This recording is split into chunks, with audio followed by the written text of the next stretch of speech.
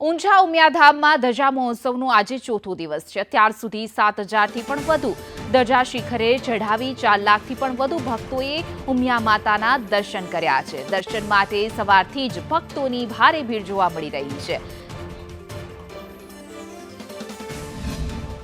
ઉમિયાધામ ઊંઝામાં ધજા મહોત્સવનો ચોથો દિવસ છે। અનેક ભક્તો પોતાના શ્રદ્ધાની ધજા માતાજીના શિખરે ચડાવવા માટે આવી રહ્યા છે। રાજકીય નેતાઓ સહિત અનેક સમાજ શ્રેષ્ઠીઓ પણ માતાજીના દર્શન કરી ધજા શિખરે ચડાવવાનો લાવો લઈ રહ્યા છે। હાલ આપણે જોઈ રહ્યા છીએ ઉમિયાધામમાં ભક્તોની ભારે ભીડ જોવા મળી રહી છે। ચોથા દિવસે અંદાજે 7,000 કરતાં વધારે ધજા માતાજીના શિખરે ચડાવવામાં આવી રહી છે। ચંદ્રેશ ઝા, સંદેશ ન્યૂઝ ઊંઝા।